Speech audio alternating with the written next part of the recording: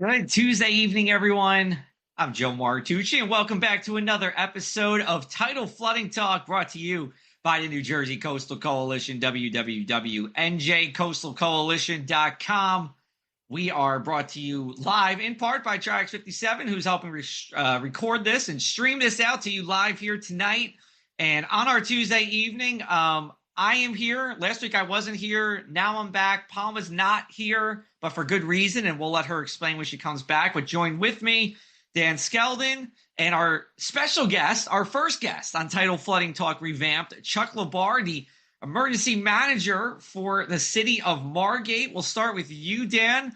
How's it going? We're warming up. That's good. And no coastal flooding this week, so that's even better. Not much coastal flooding this winter, and I was solo last week, and didn't really have much to talk about. So we were excited to bring on a guest, and we're really excited to have Chuck here. And we're confident, technologically speaking, now where the guest will be a weekly feature. Eventually, we'll have Palma back here, so all three of us will be on with a guest every week. And yeah, it's been a quiet winter, but I'm sure with two meteorologists and an emergency manager, we can easily fill up 25 minutes of things to discuss, even with the lack of nor'easters and eventful weather over the past few months. Yeah, I think so. And, I'll tell you what, Dan, I don't know how you feel, but I feel like I'm exhaling after the past 7 weeks of cold and, at least storm threats around. Not that we got that coastal flooding, but, the snow and the cold.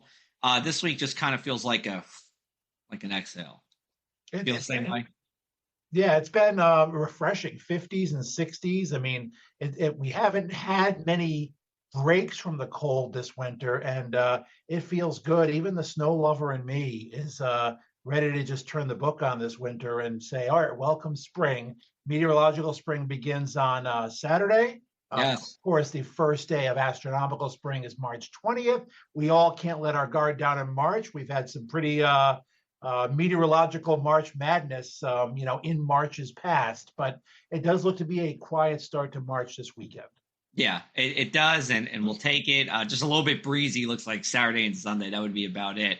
Before we get to Chuck, we do want to tell you that, most home insurance policies do not cover flood damage. That's why having flood insurance is crucial. And through the National Flood Insurance Program, communities partner with FEMA to make coverage available, often at discounted rates.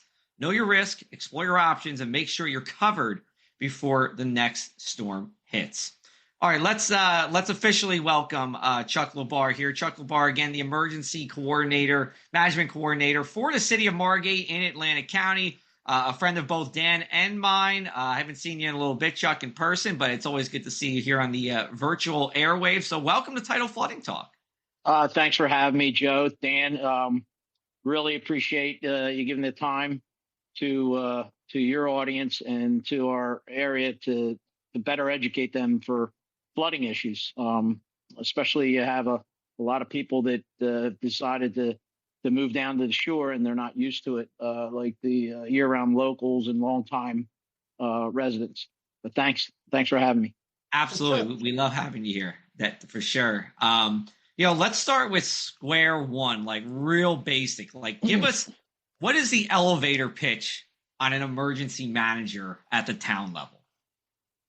I mean, I'll try and make this as exciting as possible, but I come from a long career in public safety. I'm still with the Beach Patrol in Margate, but was with Atlantic City Beach Patrol and 29 years in Atlantic City Fire Department. So I have a real grassroots feel and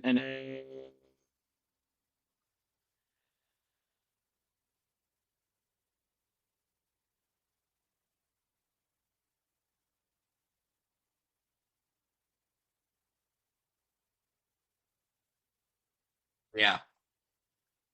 Looks like we lost Chuck here. I didn't know if it was just me or everybody else. Dan, did you lose Chuck as well? I lost Chuck as well. All right. Chuck, I see Chuck just turned a little red there. It's all right, Chuck. We'll get back to you here. Probably just some Zoom issues, which is always the case. But we started out strong. Looks like Chuck, are you back? Can you hear us? He can hear us, but we can't hear him. We'll continue for a second. We'll see if Chuck can pop back in while we wait for him to come back. But emergency management, I can kind of answer a little bit for him. They are really I would say, the liaison between town services and the public when it comes to natural disasters or during COVID, he was super busy as well. Staying on top of what was happening with the town and COVID and vaccinations and testing sites and all of that. And I think it's one of those things, Dan, where like most people may not even know what an emergency manager is 99% of the time. But when unfortunately, when disaster strikes, that's when we start to hear about them. And South Jersey, you and I have both worked locally on the municipal level, on the county level, perhaps on the state level as well.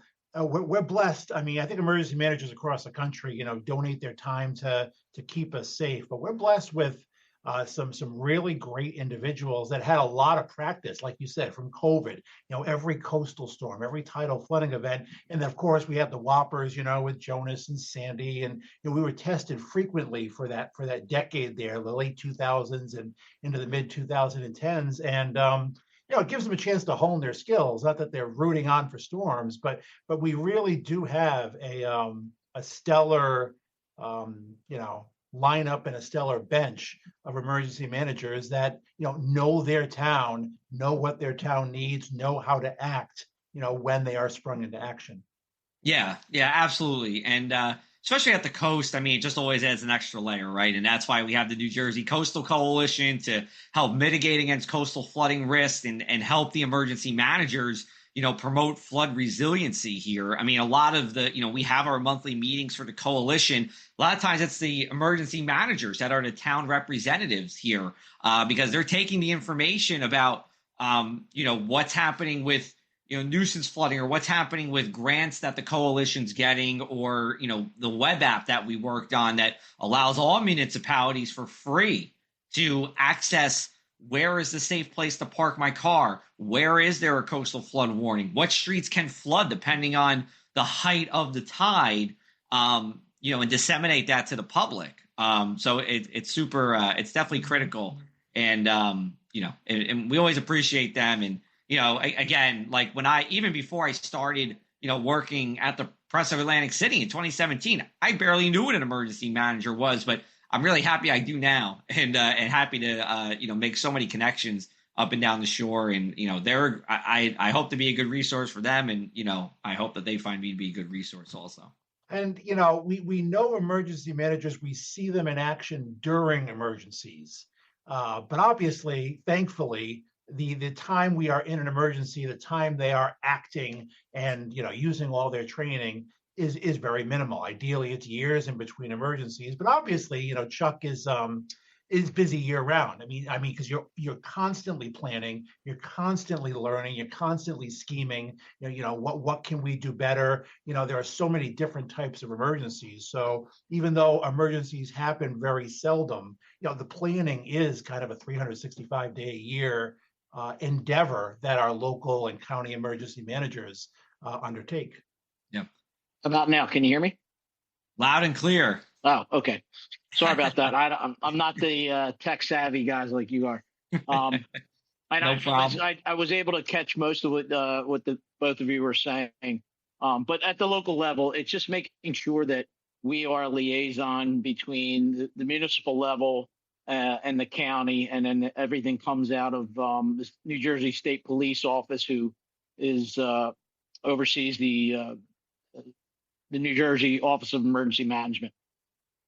So it's just making sure that that we're meeting all the disciplines of the Office of Emergency Management, and it's mostly hazard mitigation, preparedness planning, emergency response, coordination, recovery of operations, communication management training and exercises, and public outreach like this. Let's talk about Margate or pretty much any town along the Jersey Shore. We have so many second homeowners or vacationers who let's face it, we're coming during the summer, right? And not even a whole summer at that. It's on the weekends. The chances of seeing something where maybe, Chuck, you're going to be that voice or that face is probably slim, right? So how do you balance getting out to all those second homeowners with, the actual day-to-day duties that you have to, for the people who are here year round? Well, social media has been just as far as informing local residents, local visitors, being able to get information out quickly has been a real valuable tool. And, there's a lot of different resources out there. But Facebook and Instagram is the two that I use, the two that I'm most familiar with. I'm really not on TikTok or X, but those are the two that I've found, especially Facebook, because there's so many different pages, and you can get your message out to people that already belong to anything that says Margate. I think there's like 6 or 7 different pages that I always, whatever messages I try and put out there, I hit. We also have a code red system in Margate. It's like a reverse 911 system. We ask all our residents to sign up for that. And then just word of mouth. And I think people that are living and moving down to the shore, and then people that live here are very tuned into the weather, especially they know when hurricane season begins, and they know what's the peak for us for the most part. And you have these small shore towns, these beach communities, and they, people talk to each other. I have a lot of neighbors that my neighborhood's probably 50% year round, 50% summer residents. So all my neighbors have my number. And I'm kind of like the captain of the block, so to speak. And we have group texts, I'll give out information. And I know that happens throughout these neighborhoods. So those are the tools we use. And then also, like, we put a lot of information in our water and sewer bill in Margate. That came out, I think, last month. And we just, there's different local circulars that are free. I mean, Down Beach Current used to be a big one. And then I think At the Shore was always a publication that we would use. But people are in tune. They have the weather apps. They have the Weather Channel. I'm telling you guys, we're a huge resource. Dan, I don't even know if I ever told him that when Sandy hit, I was committed to stay. I had been through so many hurricanes and nor'easters in my life and worked in them, and I had the confidence that I knew I wanted to be here, and it would really, I wanted to see the threshold of flooding for future forecasts. And I sat in my car. I think it was around, Dan can correct me, but I was listening to Dan on AM radio because I was charging up my phone because the electric went out, and I had it's the first time I had seen water coming across the street covering the entire blacktop. And I had a stone in my driveway that I would put at the water line, and I kept moving it. I knew when high tide was, and I listened to Dan, and then the eye of the storm came over. It calmed out, and then once I saw that the water was backing off, I knew we were in good shape. So just having that local knowledge is a big piece of the puzzle that we all use. What's the biggest challenge for an emergency manager? Is it is it getting that information to everybody? Is it correcting misinformation? Is it trying to predict the unpredictable? What type of disaster, what type of flooding? Joe and I, will both admit, meteorology is not an inexact science. So, a lot of the time you're prepared for what's coming, but occasionally it may be worse, or maybe not as worse as expected. So in the day-to-day life of an emergency manager, what is your biggest challenge? I think for me, and this answer could vary from Right. different local level emergency managers, and I'm a big believer, and it's a bit of a pet peeve of mine, is not it's when to put out information and when not to, because I truly believe in the boy who cried wolf syndrome. And if you like put out so many notices, like every time there's like a weather event, people start to tune it out, I think, So I really am very choosy on what I think is valuable information. And a big example of that was Irene. And I think we've talked about this before, and I've talked about it with Joe. I think when Irene, I stayed for Irene. I surfed the night before in Atlantic City, and it was eerie because it was the evacuation notices went out, and I would say, it's the biggest evacuation I had seen on Absecon Island, and people followed. But then that storm kind of overshot us. The bulk of it hit up North Jersey and New England. I mean, I know Patterson got hit really hard. I think there was really heavy flooding in Patterson, but I know, like, I'm familiar with the Killington, Vermont area, and they had roads washed out, and Killington got hurt really bad. So just choosing when to put information out and warnings and when not to, because people will heed the warning, but if it becomes so often, they're kind of just going to blow you off. Yeah, I mean, we've said it 1,000 times in one way or another, whether it's here or another show. I mean, I feel like if Irene did not happen, maybe people would take Sandy would take Sandy more seriously, because the day after Irene hit, I mean, there were people making T-shirts on the boardwalk saying "I survived Irene."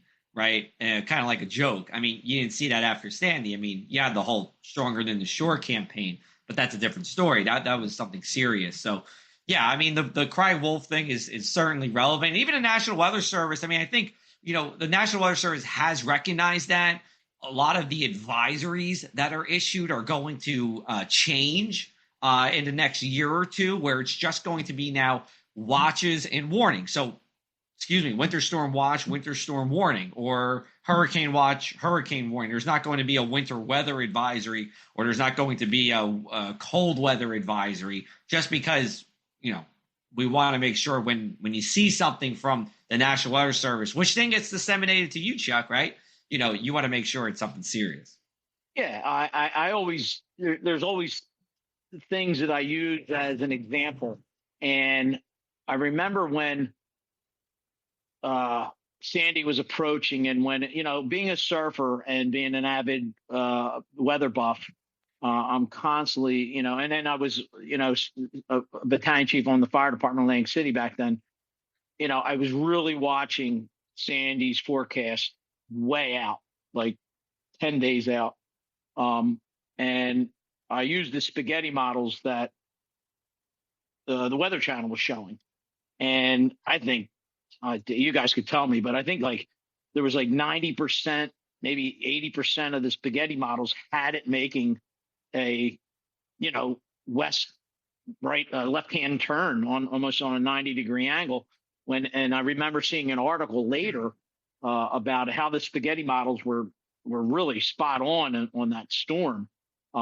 So, that was one that I was, I wasn't emergency management back then, but I think you could refer to those models and go, okay, what's the percentage of all these models are taking it inland and somewhere in the mid-Atlantic, and specifically South Jersey. It was like started as it got closer, started to really become the bullseye. So I think it's just, you guys have the formal training. I'm just a guy that has been in emergency management and public safety and is a weather buff, so I can kind of start gelling all my past experiences together to have, kind of make a an educated guess on how much I'm putting out and what information I'm putting out and how we're going to respond.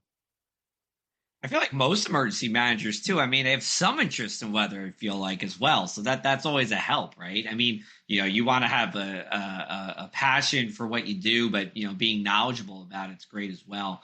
I was gonna just to kind of switch gears a little bit, just talk about the coastal flooding perspective from Margate. So Margate, can you tell everybody what your community rating system score is and what kind of discounts those mean for the homeowners in Margate?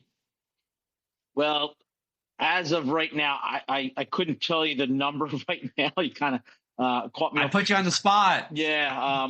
But outreach is a big part of it. And if you do your due diligence, and Palma is a wonderful resource, and Jimmy Galantino, our code enforcement and construction official, is our floodplain manager.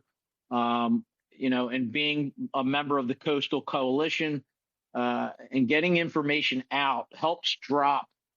It hits all these points for the rating system, and it helps as a municipality and a community. When you hit certain points, or I should say, boxes and goals that are set by FEMA and the flood insurance industry, it brings down you get more points, and that's beneficial to your community. We just had a beach replenishment the last couple of months. They didn't do a lot in Margate, but I think it's every 5 years cycle after they did build the dunes, and that adds to it. So Margate's always trying to do something to help our rating system. But or if you're in a certain zone, you should know what zone you're in, because Margate isn't just one zone; it's different zones. I have my wife and I have a duplex in Ventnor. It's on Atlantic Avenue. Atlantic Avenue on Absecon Island is considered the spine. I have 36 inches below grade basement there, which was bone dry from Sandy, and Sandy is that's our threshold. That's our what we look at to judge future flooding. And I'm not required to have flood insurance, and I'm a block from the beach there. But my home that I live in, I'm 2 blocks from the bay, 6 blocks back from the beach. I'm required to have flood insurance, but I didn't have a claim. I didn't have flooding in my crawl space. So everybody's a little different, but it's something that you should consult with your insurance agent on a regular basis to see if you're getting the best rate. Dan, I'll let you hop in, but just real quick, Margate is a class 5, so you get 25% off. So every level you are from 10 going up to 1, you get 5% off. So a 10 is 0, 9 is 5, 8 is 10, et cetera, Margate to 5. So you have 25% off. That's a nice chunk of change, Chuck. Well, we're trying. We're trying to help the residents and insurance policyholders, Sure. the best we can. Yeah, 25% is great. And I mean, you mentioned the zone, and I think it's something that, a lot of coastal residents and absolutely summer residents, but maybe even some locals, don't know their zone. I know in Florida with all the hurricane hits, everyone knows, what zone they're in, what evacuation zone they're in. And I know we don't really have evacuation zones at the Jersey Shore, but, knowing your zone absolutely does help. And that's something a homeowner can educate themselves in to help their reaction, to help their response, to help them know what's coming in the event of tidal flooding. And Joe, I just wanted to touch on one other thing. Yeah. And the National Weather Service is changing their advisory system, and that also includes coastal flooding as well. So, at the Jersey Shore, we all know coastal flood advisories mean, all right, minor nuisance flooding, stuff that doesn't impact you too much, but can lead to some roads being flooded. That's going away. They're still going to warn you. They're still going to issue headlines and alerts. But now it's just coastal flood watches and warnings. So you're not going to see those advisories going forward, which may be something that residents should know and, have to get used to eventually. Yeah. And just to be clear, Dan, right? It's not happening. It didn't happen yet, but it's Correct. going to happen Right. in the future. So, the warnings or the watches saying, hey, this might happen. And if it happens, it's going to be significant. And the warning is it's happening very soon or happening now. Warning is 99% of the time is moderate flood stage or major flood stage. And that's when it really becomes, a real pain to deal with. And it makes sense because the advisory happens a lot because coastal flooding, maybe not this winter, happens a lot as well. And you get advisory fatigue, which I know we talked about earlier, and alert fatigue, knowing when to, spread the information, spread the word. So less advisories, more watches and warnings. People are more attuned. Okay, I'm not going to drain out all these advisories. Oh, wait, there's a warning. These don't happen that often. I'm required to take more action here. I'm going to pay closer attention to it. So I think it's a good change the Weather Service is making, and it's a change we'll eventually have to get used to when it's implemented up and down the shore. Yeah. So let me add something too. One of the, I guess it's not an issue, but one of the problems that we see with flooding, say in Margate in this summer, and I think people that aren't familiar with the terminology nuisance flooding, minor, moderate flooding, it's easy. You guys can forecast with the tides and the floodings or without a storm. I've talked to Joe when he sees like, hey, you guys are going to have some elevated flooding. Let me know what it looks like. But then we have in the summer, you get these torrential downpours, and you have high tides where the outfall pipes, the storm runoffs, are already filled because the tide's high and it's already in there. So then you get these big bursts of thunderstorms and torrential downpours, and then you drive around and there's people that can't get out of their homes because they have 2 feet, 3 feet of water in front, and they're like, how did this occur? And they just don't know. They don't have this experience and understand that this has nothing to do with the tide itself, except for clogging up the drains, this water. But it's more with that's fresh rainwater that just occurred in a downpour, as opposed to you're gonna have a cloudy day and you have water in your streets, and they're like, they don't understand what the difference is.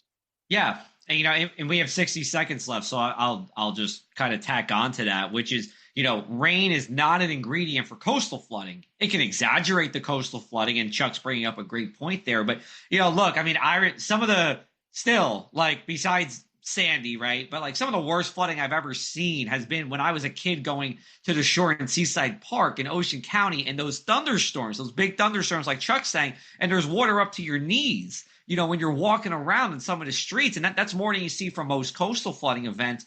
But, there is a difference, right? The coastal flooding is strictly from moon phase, winds, is there a storm nearby? And then the regular flooding is the rain, but flooding is flooding. It's still going to cause issues. Anyway, Chuck, like Dan said in the beginning, we were going to spend half hour in like that, and we made it happen. So we have like 15 seconds left, 30 seconds left. Chuck, any parting words for you? No, I just want to thank the two of you and Palmer for providing this source for people, and hopefully we can get more people to find the link and get this information, because it's valuable information. And I'm really grateful for you guys that you put this out there. Yeah, our pleasure. For Dan Skeldon, Chuck LaBarre from Margate. Thank you, Chuck, for being our first guest. NJCoastalCoalition.com is our website. We will be back with you next Tuesday with a new episode of Tidal Flooding Talk. And I think the gang will all be here. So Palm and Dan and we'll have a guest as well. We'll talk to you soon, everybody. Have a great week. Bye.